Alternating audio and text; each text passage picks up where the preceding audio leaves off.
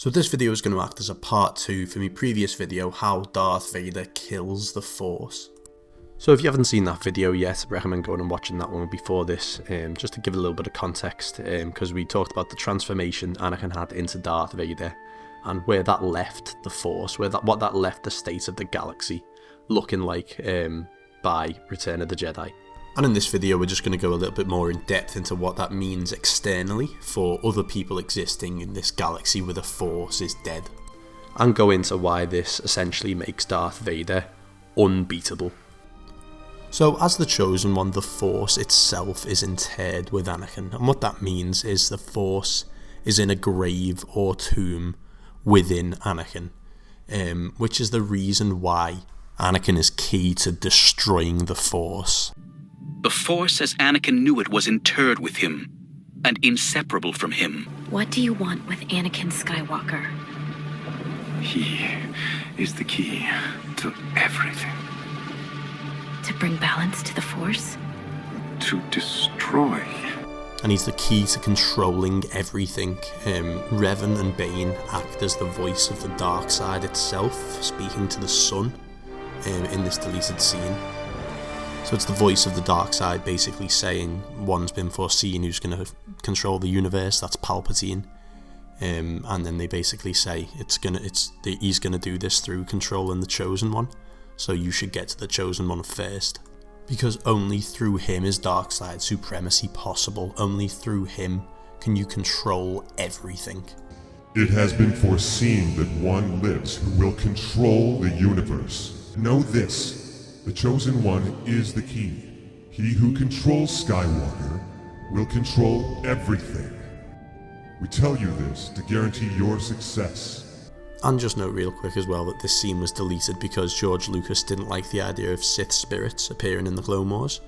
Not because of any of the lines or any of the concepts to do with Anakin. Those are broad concepts that are clearly apparent in other material as well, including Season 7 clip that I just showed. So it's not like it's just some throwaway line from some deleted scene, it's not canon. Because I already know what some people are going to be typing in the comments right now, so you can stop typing that, because I know it's a deleted scene. I know, mate, and it doesn't matter. Moving on anyway, this is the reason why Anakin is the shatter point to everything. He is the shatter point. Mace reached into the Force, opening the eye of his special gift of perception. What he found there froze his blood. The tangled web of fault lines in the Force he had seen connecting Anakin to Obi-Wan and to Palpatine was no more. In their place was a single spider knot that sang with power enough to crack the planet. Anakin Skywalker no longer had Shatterpoints. He was a Shatterpoint. The Shatterpoint. Everything depended on him.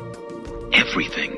For more insight on how all this works, Shatterpoint and all that, go and watch my video on the Web of Power. I explain it all in depth there. And this basically means that Anakin's actions or decisions fundamentally alter outcomes on a universal scale, from microscopic down to the minute details. Anakin is the embodiment of the Force, where he leans, the Force leans too. And where Anakin leads is all to do with Anakin's mindset, and where we left off in the last video, Vader was in a hole. His mental injuries are far worse than his physical injuries. Vader is trapped. And because Vader is trapped, and because Darth Vader is the tomb of the Force is also trapped. Vader's weakness is a universal weakness, and it's shared by all.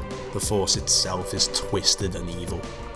Because Anakin is twisted and evil. He's more machine now than man, twisted and evil. The Force itself is more machine than man, it's more machine than living. The living Force is dead, the light side is dead, and that's symbolised by the death of the daughter. Ultra Mortis Rewatch talks about this. But you see this expressed in the galaxy. You've got the Death Star instead of planets. The humanity has been taken out of everything. And it's all a mirror of Vader. Vader defines the Force, the Chosen One defines the Force. Like the Father, that's what the Chosen One is. And as we've talked about previously, of course, Vader gets weakened on Mustafar. He gets chopped up. And from then on out, George Lucas says that he's below everyone in the prequel trilogy. As I've said before, George Lucas has said many, many times that before the prequels we'd never seen real Jedi at work, we'd never seen them fight, we'd only ever seen crippled half men, half droid, and young boys and old men. And he basically said that they're going to be completely outshone by everyone in the prequels, so that includes Padawan Kenobi. And the mechanism to display their power was the fighting style. They wanted to show that these guys in the prequels were more powerful, and the way they show that is through the fighting style, by making it faster, more deadly, and more energetic, more powerful in general. Then when we moved to the prequel, where there were Jedi in their full flower and fighting as they were in the past, well-trained Jedi, then we had to make the sword fights much, much faster, much more sophisticated, and much more aggressive in terms of the way they're fought. So we'd actually never seen real Jedis at work. We'd only seen, old men and crippled half droid, half men, and young boys that had learned from these people. So to see a Jedi fighting in the prime of the Jedi, I wanted it to be a much more energetic and faster version of what we've been doing.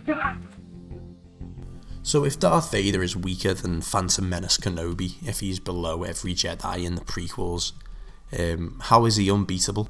He's more machine now than man. He's like a painter gone blind, a composer gone deaf. This weakens him. But you are so far less now than what you were. You are more than half machine. You are like a painter gone blind, a composer gone deaf. But he's still a painter at heart. He's still a composer at heart. You can remember where the power was, but the power you can touch is only a memory. George Lucas has said also that even though he suffers these injuries, he's still the chosen one. So Darth Vader maintains these bonds that make him the Shatterpoint, that make him the chosen one, that make him the embodiment of the Force. He's still connected to everything, so he still affects everything. He's still the key to controlling everything. But the problem is he just can't pull that power through himself, because not only is he a far worse vessel for the Force than he previously was, he is in that hole that we talked about. He's trapped because he's chosen to not embrace his pain and to ignore his pain and to pretend that that flame, that pain that always burns him every second of every day, to pretend that that's not even there instead of using it to fuel his power. He's emptied himself of the pain in his mind. But he can't fully empty himself because Anakin Skywalker is always going to be within him. He's always going to have that bit of light within him and it's always going to burn him, but he can't empty that either and he can't embrace his pain, so he's stuck in this hole. So he's weaker than Kenobi in The Phantom Menace. He's been chopped up to the point where he's less powerful with the living Force than Kenobi in The Phantom Menace, and he's a much worse fighter too. But the universe bears Vader's weakness. So the Force itself is also less powerful than Phantom Menace Kenobi. Vader basically caps it out, which is why he's unbeatable. Because any of his opponents are going to exist within the Force as well. A Jedi's strength flows from the Force, and Vader embodies that Force. And I know what you're thinking. Vader's not unbeatable. We've seen him get his ass kicked by, Starkiller, the Dark Woman, random no-names like Kai Hedora or Shar Kun tags him a few times. He's getting his ass handed to him. He sucks. He's meant to suck. George Lucas said he's pathetic. He's a pathetic loser. He's not a big or powerful bad guy. But that's all Vader early on in the suit when it's new to him. And that's a point where Vader is still dealing with a lot of this mental conflict. A lot of things still have power over his mind. It's not just the dark side that has power over him, it's the self-doubt, it's the loathing, the self-loathing. His past still haunts him. He still hasn't managed to truly block that out of his mind. At this point, he's still struggling, trying to fix his mental state and deal with his suit up until around Empire Strikes Back. And in perfect correlation with that, you actually see the darkness grow as well. So it's as Vader deals with all this mental trauma going on in his head that he casts it out of his mind, that the dark side grows, that the darkness in the galaxy grows, and that Vader gets darker. He corrupts himself more and more, he empties himself more and more. And with that, less and less things have power over him. and with the less and less things that have power over him. And of course with the darkness growing, that numbs the Jedi's abilities. I'll cover Vader's growth in a separate video, and we'll get into all the little details there and how big that growth actually is between A New Hope and Return of the Jedi. But that growth is such that the darkness gets so bad that where Ben was previously able to speak to Luke as a ghost in the presence of Vader, in the presence of the Death Star and the darkness, is now unable to interfere at all by The Empire Strikes Back. If you look, Obi-Wan's Force Ghost can speak to Luke in the Death Star, can speak to him over the Death Star. Run, Luke, run! Use the Force, Luke. Let go, Luke. The Force is strong in this one. Luke, trust me. Then the darkness grows as Vader gets darker, and Obi-Wan can no longer help Luke, he can no longer appear in the galaxy.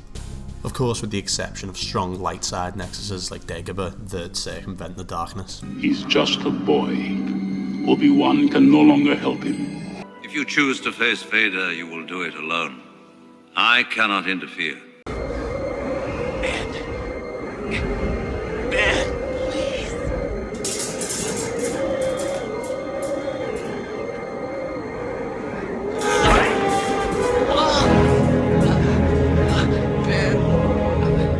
That's because Vader's power has grown such, the darkness has grown such, the light side spirits can now no longer intervene. Of course, they manifest on light side energy, and there is less and less of it in the galaxy as Vader gets more and more corrupted.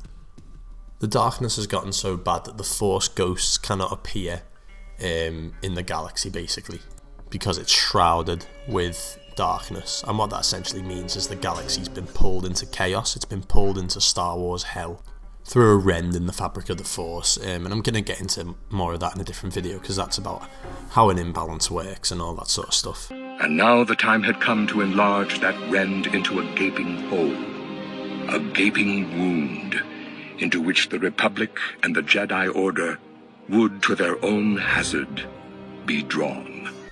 So the universe has been pulled so deeply into hell that now these Force ghosts can no longer appear. In contrast with Vader going from possibly redeemable to absolutely imperceivable and indistinguishable from the darkness, and just ultimately beyond redemption. He's gotten darker and darker until the point where he's just too dark by The Empire Strikes Back and Return of the Jedi. He's growing every day. And they go into this and elaborate on all this in Clone Wars Season 6, where the Force priestesses are unable to appear, unable to have power in places of absolute darkness. There is a place where we have no control, for it is a place of absolute darkness. So it's the same thing here that we see in the films. It's the Force ghosts telling them, like, right, we can't help you here, you're going to have to do it by yourself because the darkness is too great, it's too strong. And it's also set up in that same episode that the Force priestesses are essentially the same thing as Force ghosts. Please, show me who you are. See your face. I must.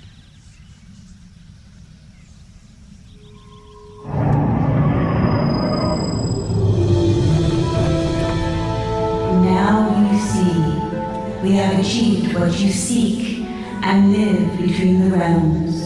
Dead you are? Yes. Like us, you shall learn to maintain your consciousness after death. Like us. Like us. So it's gotten so bad that the whole universe is this absolute darkness. And that's because Vader's mind is absolute darkness. And where the Force ghosts cannot appear, that's how bad the darkness has got in Vader's mind. And of course, if you know the last video, you'll know the full consequence of that. So how it goes is that Vader is fully consumed by the dark side in Revenge of the Sith, and then there's a realization later on where he sort of comes back a little bit. That's when he gets put in the suit, and I'm going to go into this in a different video. This video is going to be focusing mainly just on Vader in the suit in the original trilogy. Pre-suit Vader is a whole different beast that I'm going to get into in multiple different videos. But since he gets put in the suit, that cloud grows with time, and that fear grows in the galaxy.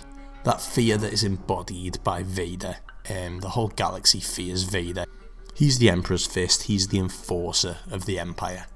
And when other things still have power over his mind, other people can beat him, but when you see that darkness start to grow to the point where not even Force ghosts can appear in the galaxy anymore to help Luke, outside of, pure light side nexuses like Dagobah, then Vader becomes essentially unbeatable. You've got Yoda in the galaxy, someone who's far more powerful, per George Lucas' own admission, than Luke Skywalker. Which is obvious, he's the master, he's teaching Luke Skywalker. Obviously Yoda is more powerful. So then why is it they need Luke Skywalker to go and confront Vader? Why can't Yoda go and confront Vader? And the answer to that is because Luke Skywalker is the light in Vader.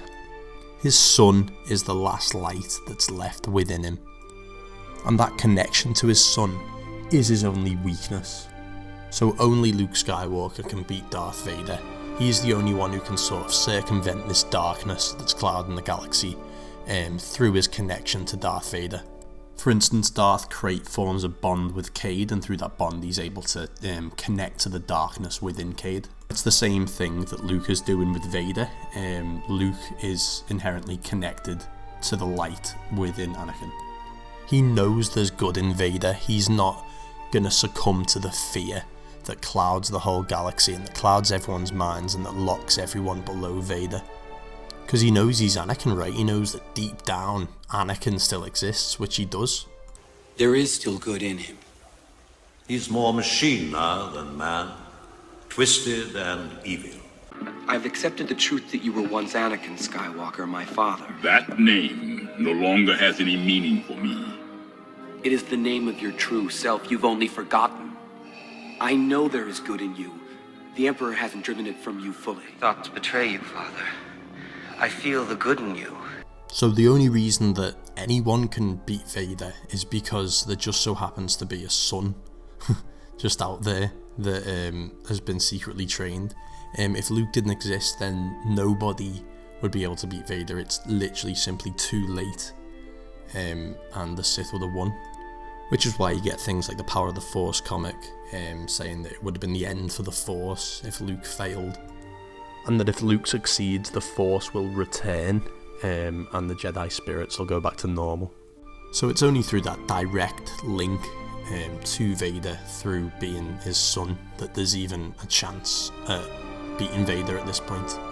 And that goes for anyone else if you're doing a hypothetical matchup, they're still going to be using the Force, and Vader embodies that Force. Vader owns that Force, and you have to be his son to beat him, essentially. He who controls Skywalker will control everything. He's the key to everything, he's the key to controlling the universe, and how do you win against that? Well, you exploit a personal, emotional connection to him. So through Luke, and technically Leia as well, if she was trained as a Jedi Knight, that's the only way to beat him. But in a living Force sense, he is still less powerful than Phantom Menace, Kenobi, and every Jedi in the prequel trilogy. As is everyone in the original trilogy, the Force itself is. So this is why I think it's kind of hard to rank Vader on lists, because if you're doing a Who Beats Who list, for example, you'd obviously think to have Vader at the top. But then you could have Luke in Return of the Jedi above Vader, because he can beat him, he's the only one who can beat him. But then at the same time, there's plenty of other people who can beat Luke in Return of the Jedi. So you'd have to have them above Luke, but you couldn't have them above Vader because they couldn't beat Vader. So it's one of them with Vader where he's really hard to place in a list. So you really do have to distinguish between his capacity to use the Force and the power that he actually possesses, and how all that relates to his Chosen One mechanics and what being the Chosen One means. These are all really important things to note when you're talking about Vader or trying to rank Vader. But in Return of the Jedi, Vader cannot be beaten, and it's only by the skin of the teeth that the Jedi manage to, win at the end there. So just a little recap there, Vader is broken, right? He's sub-Phantom Menace Kenobi, he's weaker than all the Jedi in the prequels, but he is the Force that people draw on. He embodies the Force, that other Force users use in the galaxy. And as he empties himself, the more dark and corrupted he gets, the more dark and corrupted the universe and the actual Force gets. So early on, before he's emptied his mind, and he's still got mental conflict going on, he's still dealing with the issues from his suit, he's still able to be beaten. But as soon as this dark cloud grows and encompasses the whole galaxy to the point where not even Force ghosts can appear in the galaxy, and Vader gains a lot more mastery over that, then Vader essentially becomes unbeatable, and the only way you can beat him is if you have some sort of emotional connection to him. You have to be his son. The only reason Luke could beat him is not because of power, but because he was connected to him. He's his son. And that's why Luke is the only hope for the galaxy. He's the last hope for the galaxy, as Ben Kenobi says. The Emperor knew, as I did, if Anakin were to have any offspring, they would be a threat to him. I can't do it, Ben. You cannot escape your destiny. You must face Darth Vader again. I can't kill my own father. Then the Emperor has already won. You were our only hope. And that doesn't mean that Luke isn't comparatively powerful to Vader in Return of the Jedi. It just means that the reason he can get that powerful is because of this connection to Vader. So it's not like he didn't need any of the training, you know, he still needed to become a full Jedi Knight, and that's part of the plan to take out the Emperor and take out Vader, and I'll do another separate video on that because there's a lot to go into there. But yeah, that is why Vader is unbeatable from around The Empire Strikes Back up until his death in Return of the Jedi. Gonna do another video going into how bad the stakes actually get in the original trilogy, because it is actually, you know, if Luke doesn't succeed, then it's gonna be the end of the universe, and the stakes are that high. And I'm also gonna do another video going more in depth into the Emperor, because I'm sure everyone has a lot of questions about the Emperor. You know, how does the Emperor fit into all of this? How does he work, you know, when he's stronger than Vader, sort of thing. All of that good stuff I'll get around to explaining. On the next video I'm going to be going into Vader's redemption and what the redemption actually is, what's going on there, the mechanics, everything to do with Vader's redemption we'll cover in that next video, so stick around for that. And if you enjoyed, give a like, sub, and I'll see you in a bit.